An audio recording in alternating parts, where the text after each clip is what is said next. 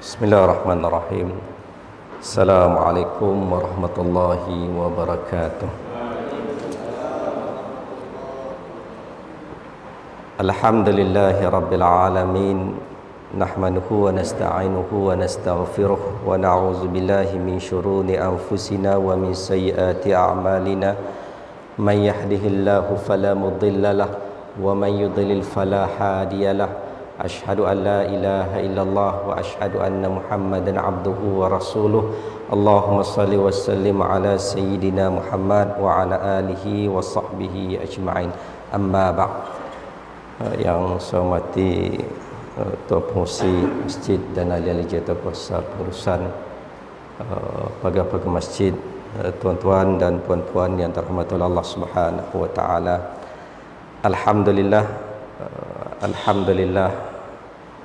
Alhamdulillah, segala puji dan syukur pada Allah Subhanahu wa taala kerana Allah masih lagi meminjamkan masa, meminjamkan nyawa kepada kita pada pagi ini untuk membolehkan kita meneruskan kehidupan untuk hari yang seterusnya. Dan tuan-tuan, kita telah mulakan pagi ini, bangun pagi tadi, bangun di pagi hari Ahad dengan kembali kepada Allah Subhanahu wa taala untuk mentaatinya dengan menunaikan kefarduan solat fardu subuh berjemaah. Dan ia salah satu daripadanya, tuan-tuan, merupakan bentuk dan tanda syukur kita kepada Allah Subhanahu wa taala dengan kita kembali menyembah Allah Subhanahu wa taala. Di awal pagi kita mulakan dengan taat kembali kepada Allah selepas kita ditidurkan, dimatikan sekejap, berapa jam, 8 jam, 7 jam, tapi dihidupkan semula. Kita kembali kepada Allah untuk mensyukuri nikmatnya. Dan insya-Allah, tuan-tuan, saya buat mula pagi tu untuk kuliah subuh di masjid kita. InsyaAllah saya akan upas tajuk berkenaan dengan sirah. Saya belum adakan sirah, terutama tentang sirah Rasulullah sallallahu alaihi wasallam, Nabi Muhammad, yang kita akan sentuh. Dan itu pun merupakan bulan Rabiul Awal, kan kita masih bercakap tentang kelahiran Nabi, kita masih bercakap tentang sejarah dan sirah Rasulullah dan apa yang patut kita ambil daripada Nabi itu sebagai suri teladan dalam kehidupan seharian kita. Cuma barangkali, tuan-tuan, untuk permulaan ini sebagai mukaddimahnya, kita sentuh secara umum bagaimana, tuan-tuan,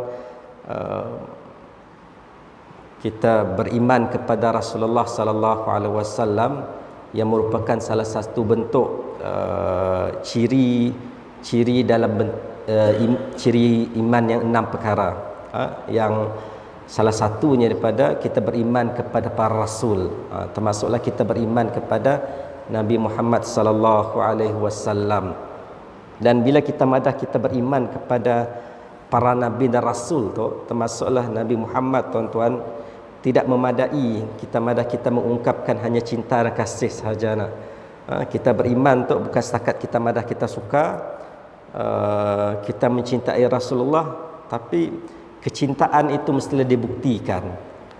Mesti ada bukti. Macam kita madah kita cinta dengan isteri kita. Seorang isteri madahnya mencintai suaminya.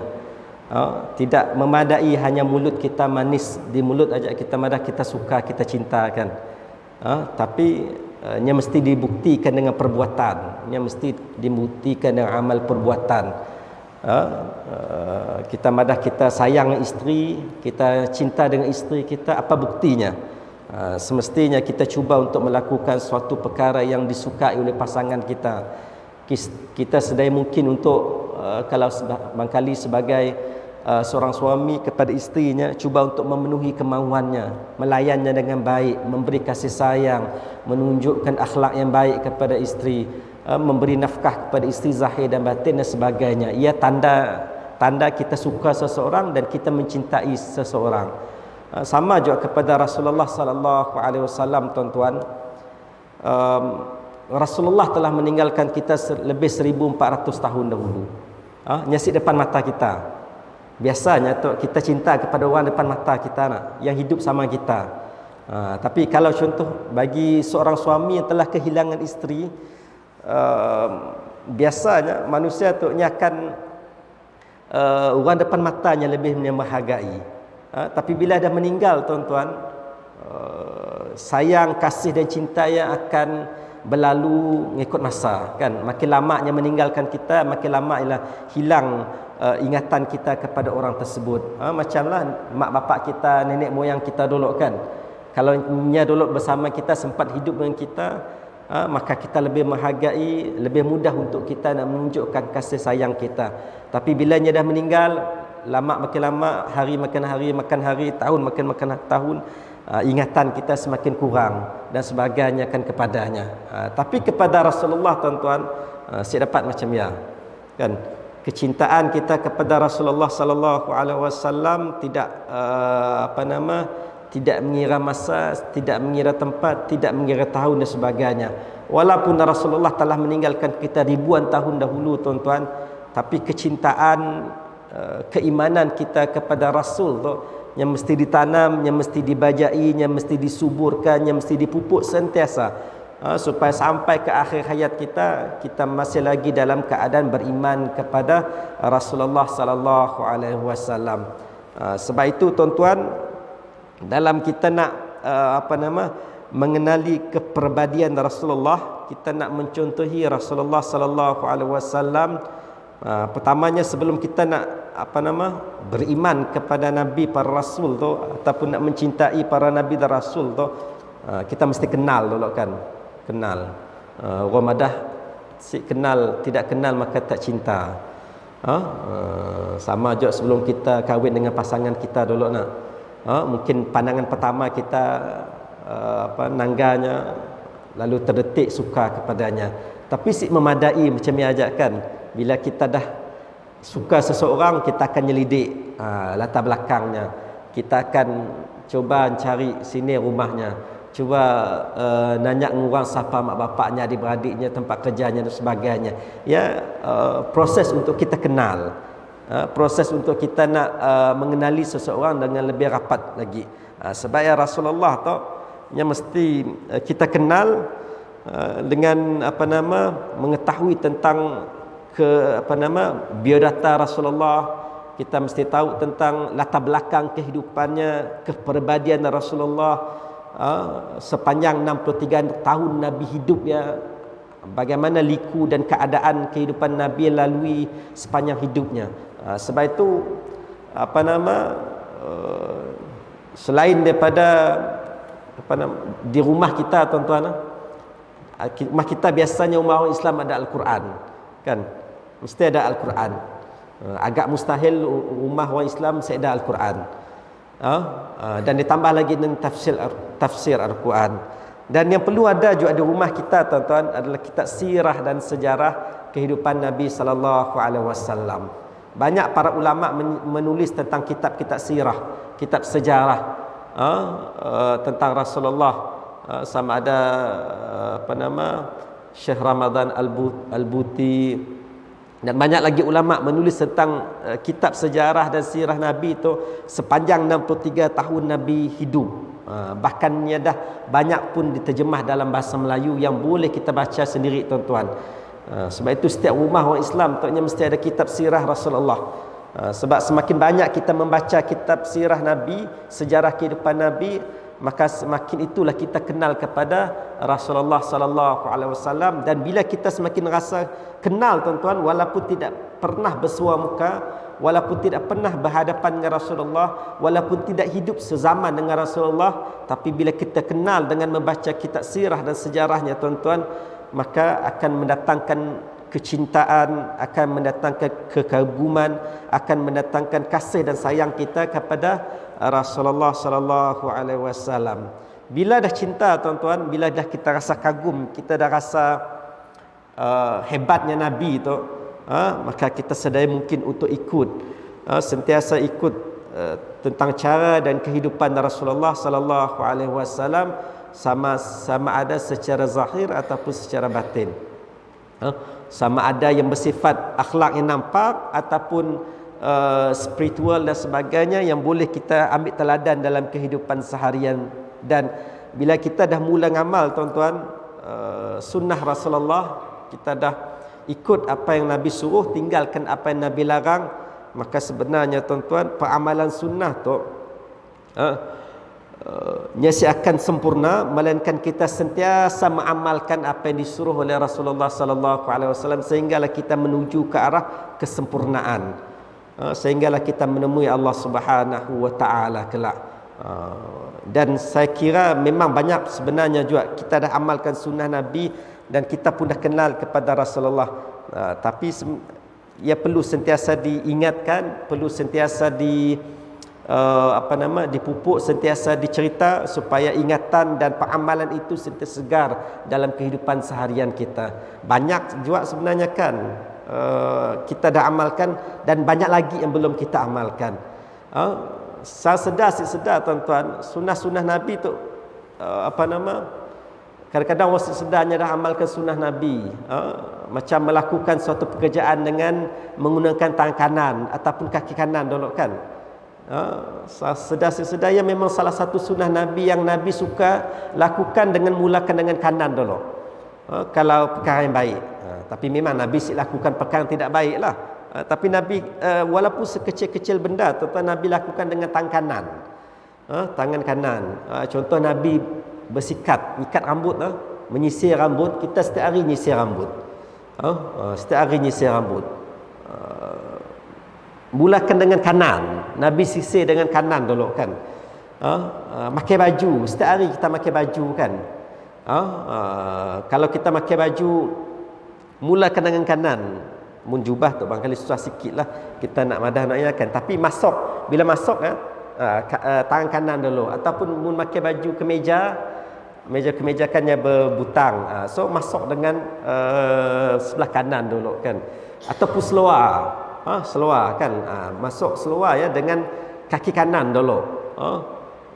Sama aja kita pakai selipar, kita pakai kasut Nabi, bila Nabi pakai sandal, pakai selipar, sepatunya Nabi mulakan dengan kaki kanan dulu. Ya, benda mudah sebenarnya yang setiap hari kita lakukan tuan-tuan, yang kadang-kadang kita sedar ia sebenarnya sunnah Nabi. Kalau kita ingat sunnah Nabi dan kita niat untuk amalkan sunnah Nabi, insya-Allah tuan-tuan, walaupun sekecil benda itu kita lakukan, kita pun akan dapat pahalanya. Ya, kecil benda je kan, setiap yang kita lakukan setiap hari, yang sebenarnya kita dah meraih pahala daripada Allah Subhanahu wa taala dengan mengamalkan sunnah baginda sallallahu alaihi wasallam. Dan kecintaan kepada Nabi tuan-tuan, Nabi Sayyidina Ali pernah meriwayatkan satu hadis, Nabi sallallahu alaihi wasallam menyebut tarbiyah, ajar anak-anak kamu 3 perkara. Nabi pesan kan, ajar anak kita dengan 3 perkara. Pertamanya mencintai Nabi sallallahu alaihi wasallam, keduanya mencintai keluarga Nabi sallallahu alaihi wasallam, ketiganya membaca Al-Quran. Nabi pesan kepada Sayyidina Ali, anak-anak kita taknya perlu dididik untuk mencintai Rasulullah. Biasa tuan-tuan, bila kita di sekolah kan, cikgu-cikgu biasa akan tanya kepada pelajar, anak murid, siapa idolanya. Kita pernah sekolah cikgu-cikgu akan tanya siapa idola kita. So anak murid tu, pelajar tu akan jawab macam-macam kan. Dia akan jawab, ada yang jawab pemimpin sebagai idolanya, sebagai role modelnya. Ataupun ada yang jawab, barangkali kalau dia minat artis, ada artis-artis salah jadi idola dan role modelnya. Ada yang jawab orang tertentu, ada yang jawab ibu bapaknya dan sebagainya. Tapi sepatutnya tuan-tuan, yang kita ajar sebagaimana yang Nabi ajar tu, yang Nabi pesan kepada Sayyidina Ali tu, yang sepatutnya kita jadikan role model pertama, yang kita didik anak kita, dan semua orang Islam sepatutnya menjadikan Rasulullah sallallahu alaihi wasallam sebagai role model, contoh teladan yang terbaik. Yang pertama, kita letak yang pertama dalam hati, dalam pemikiran, dalam diri kita, dalam perlakuan kita adalah Rasulullah sallallahu alaihi wasallam. Yang keduanya baru yang lain. Yang pertamanya sepatutnya Rasulullah. Amat salah kalau kita madah, kita idola kita orang lain selain daripada Rasulullah yang pertama. Ada seorang penulis barat kan, yang nulis 100 orang yang paling berpengaruh di dunia, nya bukan Islam. Saya ingat namanya, tapi nya bukan Islam, nya menulis satu buku yang manusia yang paling berpengaruh di dunia tu, yang 100 orang tu, yang pertamanya letak adalah Rasulullah sallallahu alaihi wasallam. Ia bukan Islam. Nya menulis, nya mengakui bahawa Nabi Muhammad tu merupakan orang yang paling berpengaruh di dunia tu kan. Walaupun Rasulullah telah meninggalkan kita lebih 1000 tahun dahulu kan. Tapi masih kesannya masih kini tu. Pengaruh Rasulullah sallallahu alaihi wasallam. Sebab itu kecintaan kita selepas Allah adalah kepada Rasulnya. Dan role model pertama, manusia yang pertama kita jadikan role model adalah Rasulullah sallallahu alaihi wasallam. Keduanya mencintai keluarga baginda, ahlul bait, keluarga baginda sama ada isteri baginda, anak-anak baginda, cucu Nabi, cicit Nabi yang merupakan zuriat keturunan Nabi, yang merupakan isteri Nabi, yang merupakan orang yang paling dekat, yang hidup serumah dengan Rasulullah, yang pernah hidup bersama dengan Nabi sallallahu alaihi wasallam. Maka perlu untuk kita mengenali mereka, mencintai mereka. Sebab kalau tidak tuan-tuan, kalau kita mengenali isteri Rasulullah, mengenali anak Nabi, maka kita akan mudah untuk terpengaruhkan. Kalau kita baca sirah dan sejarah, isteri Nabi itu bukan seorang, bukan dua, bukan tiga, dan bukan empat. Kalau kita baca Al-Quran kan, dan syariat kita membenarkan bagi seorang lelaki berpoligami, boleh beristeri lebih daripada satu hingga empat kan. Masna, sulasa, wa ruba', 2, 3 atau 4. Tapi kalau tidak mampu untuk berlaku adil, maka seorang aja nak. Tapi Rasulullah bukan 4 isteri Rasulullah. Dan kalau kita tidak membaca sirah Rasulullah tuan-tuan, dan tidak mengenali Rasulullah dan tidak mengenali isteri Rasulullah, takut-takut bimbang ada di kalangan orang Islam yang terpengaruh dengan dakwah orientalis barat yang menyebut tentang bagaimana Rasulullah boleh beristeri daripada 4 orang. Isteri Rasulullah ada 13 kan. Tapi ada dalam setengah kitab menyebut 11. Tapi 13 2 orang lagi ditambah dengan 2 orang hamba yang dijadikan isteri Rasulullah. Ada yang menyebut 11, tapi kalau riwayat kita baca lagi kitab-kitab sejarah yang lain tuan-tuan, dicatatkan ada 13 isteri Rasulullah, termasuk 2 orang hamba yang dijadikan isteri Rasulullah, itu Maryah Al-Qibtiyah dan Raihanah binti Sam'un. Maknanya ada 13 isteri Rasulullah yang perlu kita baca tuan-tuan. Kena isteri Rasulullah tu lebih banyak daripada orang Islam yang lain. Kena Rasulullah dibenarkan isteri sampai 13 orang. Perkara sebegitu tuan-tuan, kalau kita baca sirah dan sejarah, kalau kita mendalami sebenarnya barulah kita faham kena isteri Nabi dibenarkan beristeri lebih banyak daripada orang lain kan.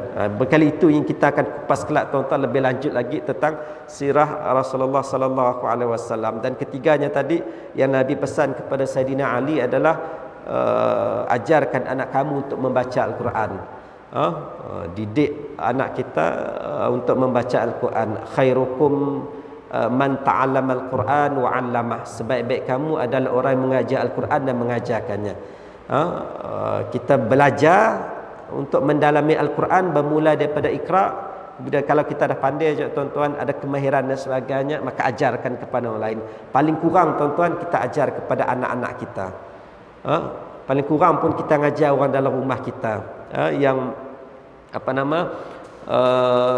perlu kita semua jadi orang yang celik kepada Al-Quran. Saya ada alasan pada zaman ini tuan-tuan, zaman tu orang yang masih tidak tahu untuk membaca Al-Quran. Saya ada alasan sebenarnya. Selagi kita hidup minal mahdi ilal lahdi, di antara buayan hingga liang lahat yang kita sihat wal afiat tu, maka kita masih diberi peluang oleh Allah Subhanahu wa taala untuk belajar, untuk mendalami ilmu, termasuklah ilmu Al-Quran. Walaupun kita dah berumur, tapi tetap untuk kita selama mungkin untuk belajar. Sebab saya ada alasan lagi kan, sebenarnya banyak kaedah-kaedah yang boleh kita belajar Al-Quran, banyak guru-guru Al-Quran yang boleh kita ambil ilmu daripadanya.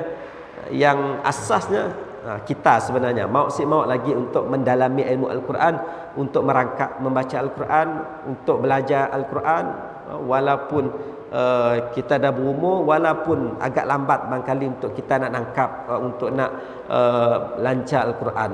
Tapi ya Allah tanya kelak di akhirat, kelak ada usaha kita nak kejayaan soal kedua, tapi usaha dulu. Kalau kita pernah berusaha untuk ke arah itu, bagaimana kita nak memperoleh kejayaan.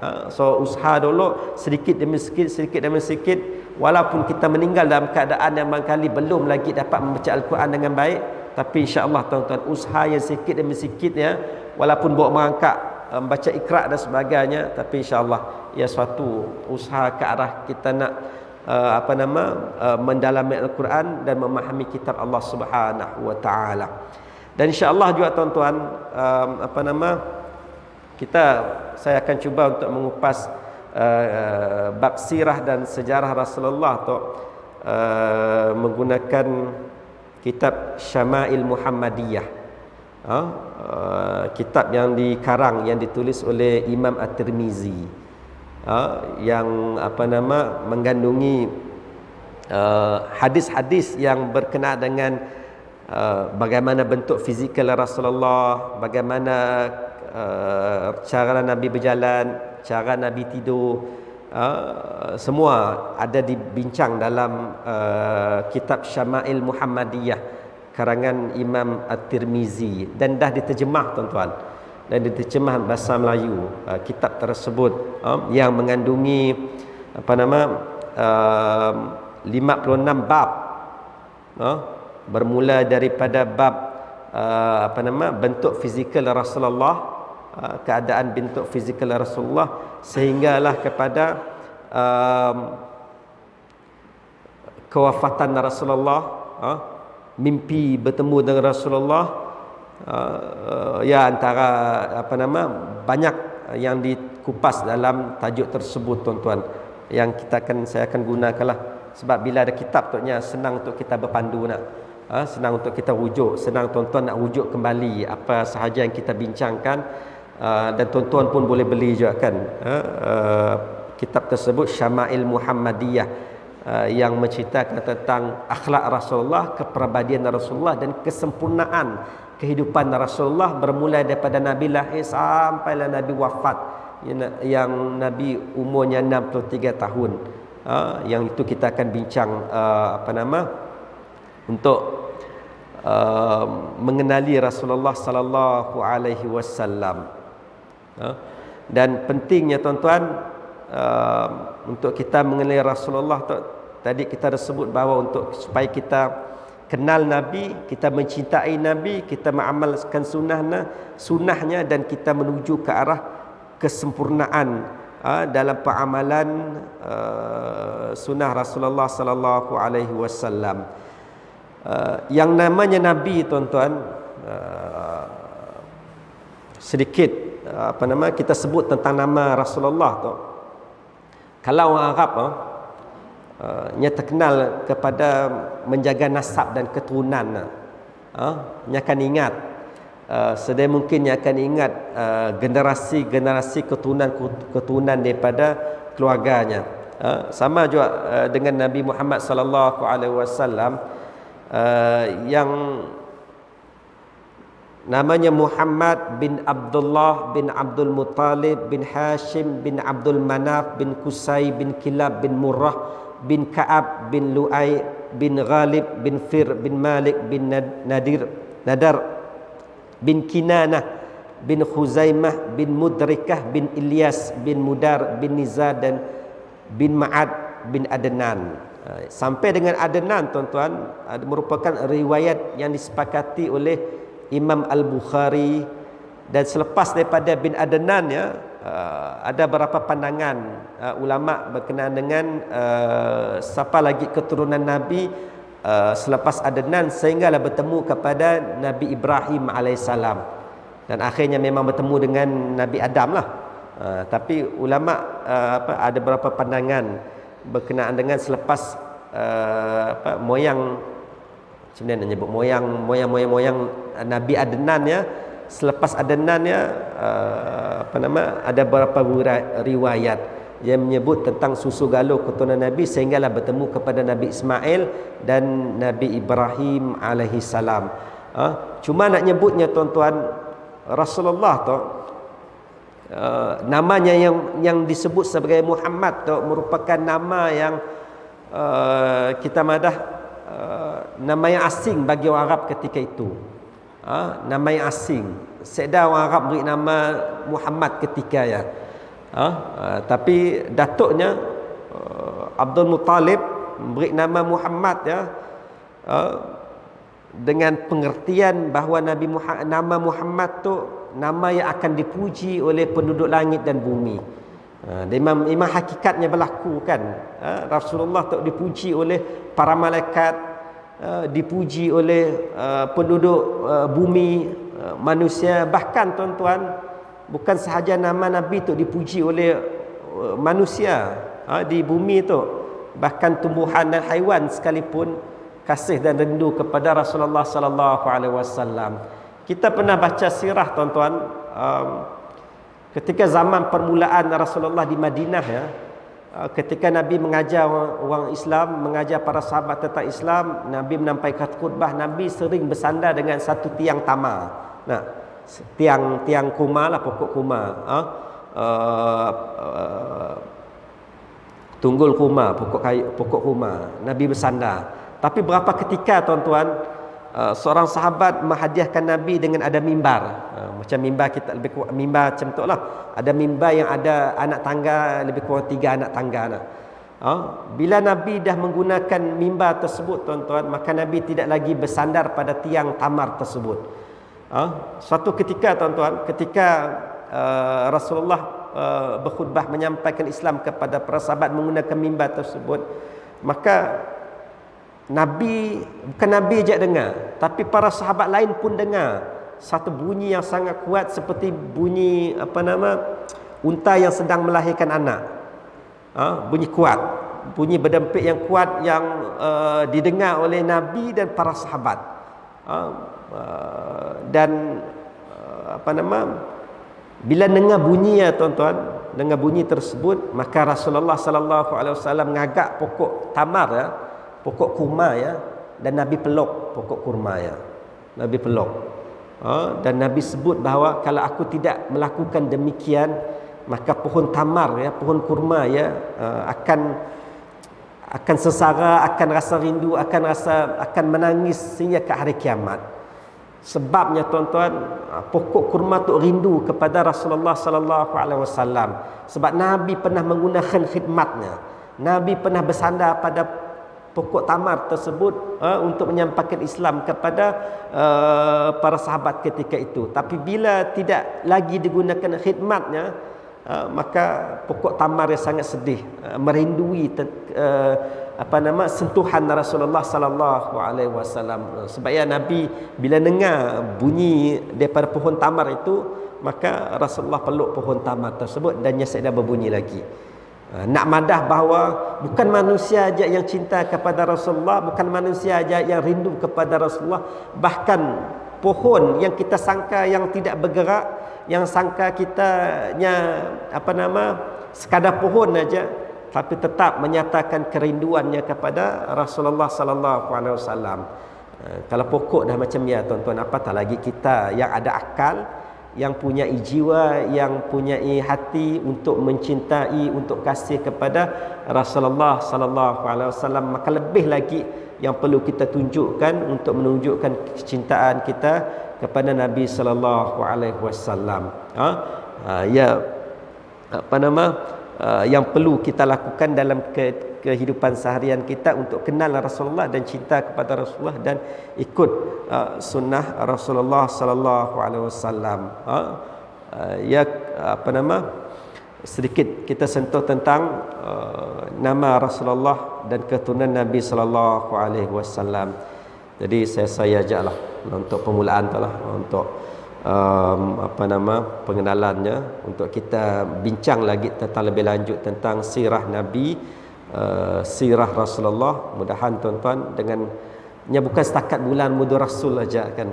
Bukan setakat bulan Rabiul Awal aja kita bincang tentang Nabi. Walaupun juga sebenarnya kita dah ingat Nabi setiap hari kita selawat pada Nabi, tapi untuk lebih mengenali lagi, kita buka kitab sirah dan sejarahnya supaya kita lebih lagi memahami tentang latar belakang kehidupan Nabi, dan kecintaan kita akan lebih mendalam lagi, sehingga kita merasakan selepas Allah, keduanya kecintaan kepada Rasulullah sallallahu alaihi wasallam yang kita sematkan dalam jiwa kita dan kita amalkan dalam kehidupan seharian kita. Saya rasa itu sahaja. Mohon maaf atas segala keterlanjuran, kekurangan terkasar bahasa yang menyinggung perasaan. Mudah-mudahan tuan-tuan pertemuan kita pada pagi ini ada manfaatnya. Kita bermula dengan sesuatu yang baik, sesuatu yang positif. InsyaAllah kita teruskan hari ini dengan positif, lebih baik daripada semalam. Kita sedang mungkin untuk melakukan yang terbaik dalam kehidupan seharian kita. Wallahu alam. Assalamualaikum warahmatullahi wabarakatuh.